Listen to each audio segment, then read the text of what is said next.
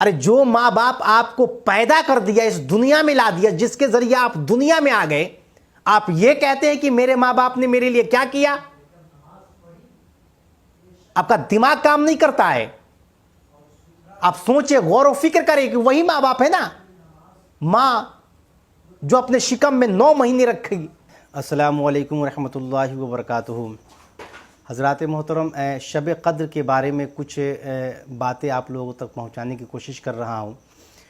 حدیث پاک ہے، حضرت عبداللہ ابن عباس رضی اللہ تعالی عنہ سے روایت کرتے ہیں کہ حضور صلی اللہ تعالی علیہ وسلم نے ارشاد فرمایا، صحابہ کرام کا مجمع ہے، وہاں ہمارے آقا صلی اللہ تعالی علیہ وسلم ارشاد فرماتے ہیں کہ اے لوگو سنو، شب قدر میں اللہ تبارک و تعالی فرشتوں کو زمین پر بھیجتا ہے، اور حضرت جبریل امین تمام فرشتوں کو لے کر اس زمین پر اترتے ہیں شب قدر میں،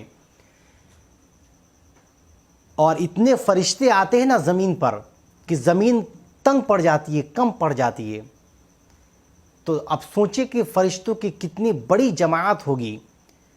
تو حضرت جبریل امین تمام فرشتوں کی جماعت کو لے کر اس زمین پر اترتے ہیں شب قدر میں، اور فرشتوں سے فرماتے ہیں کہ اے فرشتوں، جاؤ اور دیکھو جو بندہ رب تبارک و تعالیٰ کی عبادت کر رہا ہے، یا قرآن کی تلاوت کر رہا ہے، یا نفل نماز وغیرہ پڑھ رہا ہے، رکوع سجود کر رہا ہے، یا دعا مانگ رہا ہے، تو اے فرشتوں، حضرت جبریل امین فرشتوں سے فرماتے ہیں کہ اے فرشتوں، جاؤ ان کے دعا پر تم لوگ آمین کہنا۔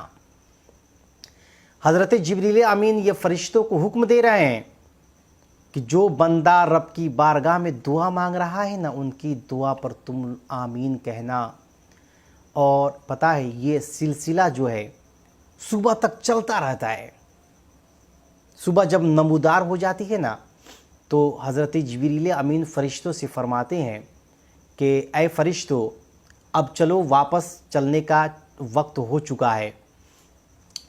تو سارے فرشتے جمع ہوتے ہیں اور عرض کرتے ہیں کہ اے ہمارے سردار حضرت جبریل امین، ذرا یہ بتائیے کہ اللہ تبارک و تعالیٰ نے اپنے پیارے محبوب صلی اللہ تعالیٰ علیہ وسلم کی امت کے معاملات میں کیا کیا؟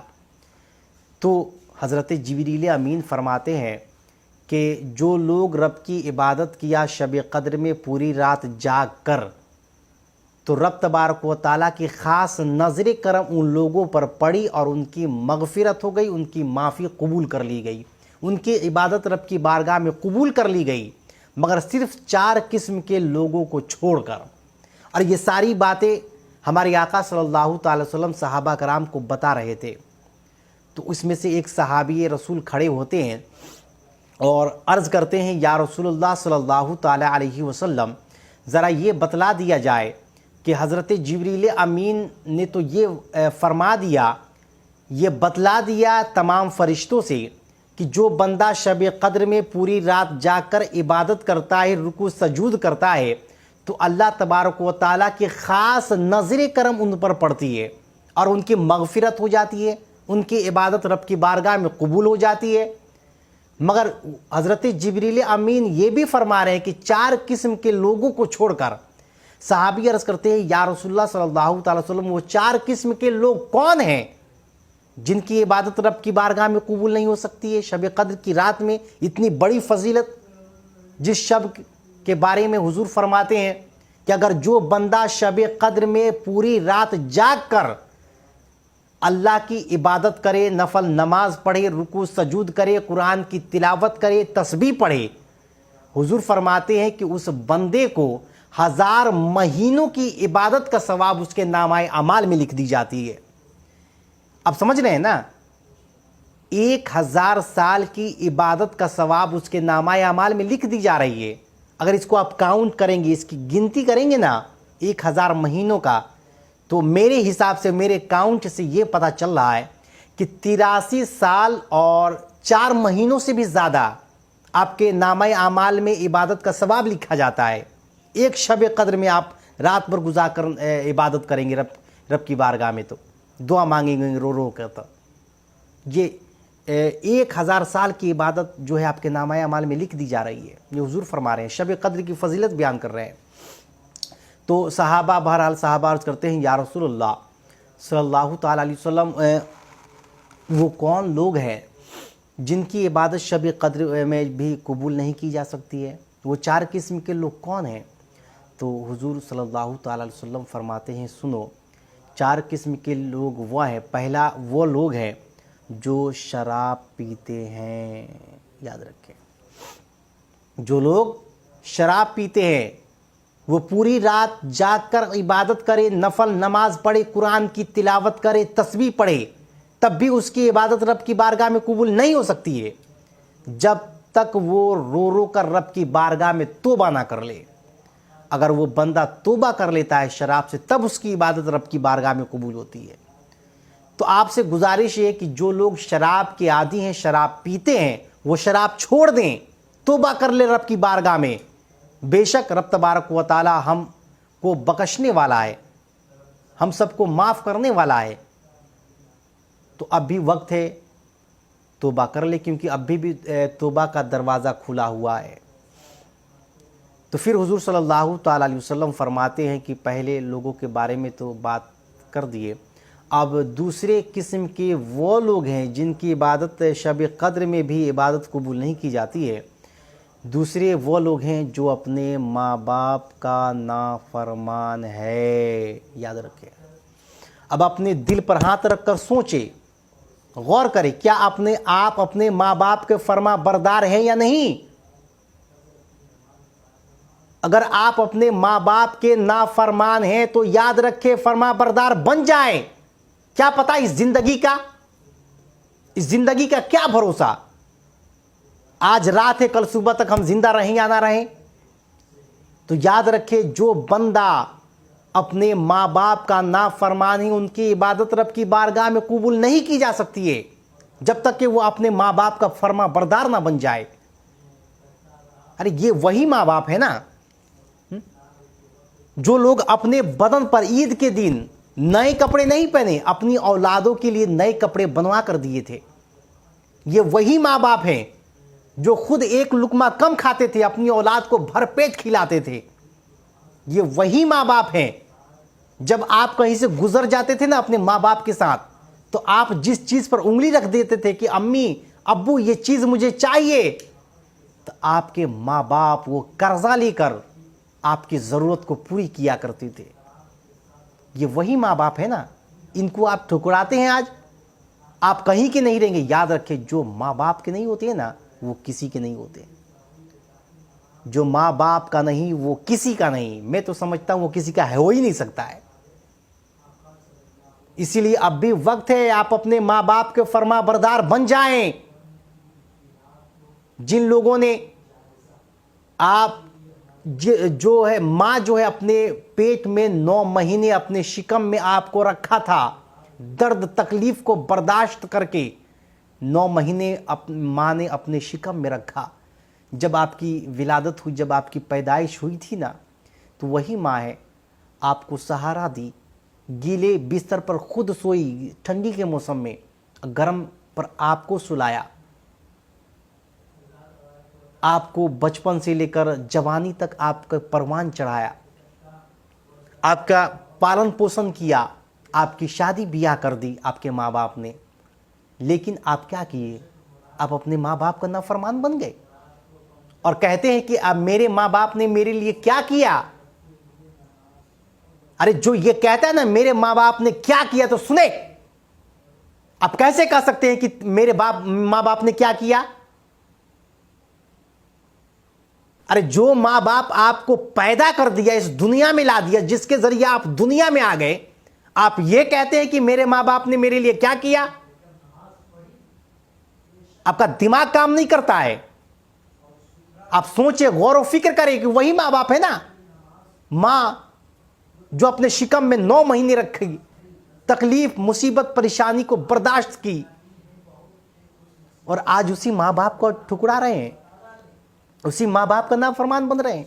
हुजूर का फरमान है ना, जो शख्स अपने माँ बाप का नाफरमान है, उनकी इबादत कबूल नहीं की जा सकती है। आज भी वक्त है, अगर जो लोग वीडियो देख रहे हैं ना, वो लोग आज भी वक्त है मेरी बात को मान ले, तस्दीक करे और अपने माँ बाप का फर्मा बरदार बन जाए। क्या पता जिंदगी रही या ना रही, माँ बाप जिंदगी में एक बार मिलते हैं। आप अपने दोस्तों के दरमियान रहते हैं ना, चाय पानी नाश्ता पानी जब होता है तो एक दूसरे के जेब में से पैसे निकालते हैं और दोस्तों को नहीं देने देते। अरे तुम मेरे साथ हो तो तुम पैसा क्यों दोगे, मैं पैसा दूंगा। और वही औलाद जब बड़े हो जाते हैं तो एक माँ बाप को संभाल नहीं सकते हैं, उनके खर्चे उठा नहीं सकते हैं और सोचते हैं कि तुम करो खर्चा। एक भाई कहता है दूसरे भाई को तुम करो खर्चा। अरे खर्चा कोई भी करे, याद रखे जो माँ बाप का फर्मा बरदार होगा वही जन्नत का हकदार होगा। हुजूर का फरमान है ना, जो माँ बाप का नाफरमान है उनकी इबादत रब की बारगाह में कबूल नहीं हो सकती है जब तक वो अपने माँ बाप का फर्मा बरदार ना बन जाए। तो ये दूसरी बात हुई। फिर हुजूर फरमाते हैं कि तीसरे किस्म के वो लोग हैं जो लोग रिश्तेदारों से रिश्ता तोड़ते हैं। अब सोचिए, ये पूरी दुनिया हम लोग रिश्तेदार ही हैं ना। एक शख्स दूसरे शख्स का रिश्तेदार है। खास रिश्तेदार की बातें नहीं कर रहा हूँ, ये सब की रिश्तेदार की, पूरी दुनिया हमारा रिश्तेदार है। तो एक दूसरे से रिश्तेदार, दुनिया की बात तो बात की बात करते हैं। सबसे पहली रिश्तेदारों से रिश्ता तोड़ने वाला की इबादत कबूल नहीं की जाती है, हुजूर फरमा रहे हैं। तो ख़ासकर तो ये देखा जाए, आप जहाँ आपका मकान है, आपका घर है, तो आप अपने ख़ास रिश्तेदारों से आप अलग हो जाते हैं। अपने आसपास के जो रहने वाले हैं उनसे आप अलग हो जाते हैं, दुश्मनी मोड़ लेते हैं। तो याद रखिए, अगर ऐसा है तो आपके पास अभी भी वक्त है, आप उस चीज़ से तौबा कर ले तो रब तबारक व तआला आपकी इबादत को कबूल फरमा लेगा। फिर हुजूर फरमाते हैं कि चौथे किस्म के वह लोग हैं जो एक दूसरे के लिए अपने दिल में बुग़्ज़ व कीना रखते हैं। अब सोचें, हम दूसरे के लिए अपने दिल में बुग़्ज़ व कीना क्यों रखेंगे भाई? दूसरे को देखकर आप क्यों जलेंगे? फॉर एग्जाम्पल, अगर मैं किसी को अपना दुश्मन बना लूं, मैं तस्दीक कर लूं कि फला शख्स जो है मेरा दुश्मन है, तो ये बुग़्ज़ व कीना हुआ ना, मेरे दिल में भरा पड़ा है ना, तो मेरी इबादत रब की बारगाह में कबूल नहीं हो सकती है। तो याद रखें, अगर आपके दिल में बुग़्ज़ व कीना हसद भरा हुआ है तो उसको निकाल फेंके। अब दूसरे के लिए आप अपने दिल में बुग़्ज़ व कीना दुश्मनी क्यों रखेंगे? अरे मेरे लिए, अपने बारे में बता रहा हूँ कि मेरे लिए अगर कोई शख्स अपने दिल में बुग़्ज़ व कीना रखता है तो वो समझे ना, उसका अमाल समझे। मैं अपने दिल में उसके लिए बुग़्ज़ व कीना क्यों रखूँगा? तो याद रखे, जो शख्स एक दूसरे के लिए अपने दिल में बुग़्ज़ व कीना रखते हैं उनकी इबादत रब की बारगाह में कबूलियत के मकाम पर फाइज नहीं हो सकता है, कबूल नहीं हो सकता है रब तबारक व तआला की बारगाह में। तो इसीलिए इस शब क़द्र में आप पूरी रात जाकर इबादत करें, नफल नमाज पढ़े, कुरान की तिलावत करे, तस्बीह वगैरह पढ़े, आपको जो पढ़ने आता है वो पढ़े। और आपसे मैं एक छोटी सी रिक्वेस्ट करूँगा, गुजारिश करूँगा कि शब क़द्र आने वाली है, तो शब क़द्र में जो है ना, तो एक काम ज़रूर कर लिया करें, क़ज़ाए उम्री पढ़ लिया करें। आपकी नमाज जो क़ज़ा हो गई है उनको अदा करें आप, नफल नमाज पढ़ने से अच्छा है। हालांकि व्हाट्सएप फेसबुक पर तो आप लोगों को बहुत सारे पोस्ट मिलेंगे कि शब क़द्र की रात में ये नमाज़ पढ़े, वो नमाज़ पढ़े, ये तो ये मुराद पूरी होगी, वो मुराद पूरी होगी। तो बहुत सारे वो सब सही है, कुछ कुछ गलत होते हैं। तो मेरी बात ये है, आप लोगों तक ये पहुंचाने की कोशिश कर रहा हूं कि शब क़द्र में जो है आप लोग जो है क़ज़ाए उम्री पढ़े। क़ज़ाए उम्री पढ़ने का तरीका मैं बतला दूं। क़ज़ाए उम्री पढ़ने का तरीका यह है कि फ़जर की नमाज़, ज़ोहर की नमाज़, असर की नमाज़, मगरिब की नमाज़ और इशा की नमाज़, इसको पढ़े। और इसमें जो है पाँचों नमाज में सिर्फ फ़र्ज़ पढ़े। जैसे कि फ़जर की नमाज़ में 4 रकात है तो 2 रकात सुन्नत को छोड़कर सिर्फ 2 रकात फ़र्ज़ पढ़ना है। ज़ोहर में 12 रकात हैं तो उसमें से छोड़कर सिर्फ 4 रकात फ़र्ज़ पढ़ना है। असर में 8 रकात है तो 4 छोड़कर सिर्फ 4 फ़र्ज़ पढ़ना है। यानी कि जितने भी 5 वक्त की नमाज है सिर्फ फ़र्ज़ ही पढ़ना है, मगर इशा की नमाज में 4 रकात फ़र्ज़ और 3 रकात वित्र की नमाज भी पढ़नी होगी आपको। तो ये क़ज़ाए उम्री हो गया। तो क़ज़ाए उम्री पढ़ेंगे तो ज़्यादा आपके लिए फ़ायदेमंद होंगे। आपके ज़िंदगी में आपने कितने नमाज आपने छोड़े हैं ये आप बेहतर जान सकते हैं, हम और आप नहीं जान सकते हैं। जो जितना नमाज छोड़ा है उसको अदा करे, पूरा करे, क्योंकि याद रखिए 5 वक्ता नमाज जो है हम सब पर फ़र्ज़ है, और नमाज को छोड़ना ये सिर्फ़ जो है जहन्नम के में ले जाने वाली आदत है।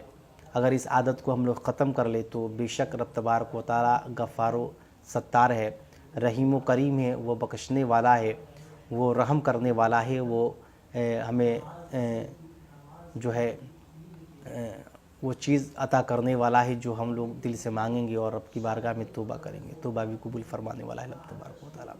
फ़क़त अस्सलामु अलैकुम व रहमतुल्लाहि व बरकातुहू।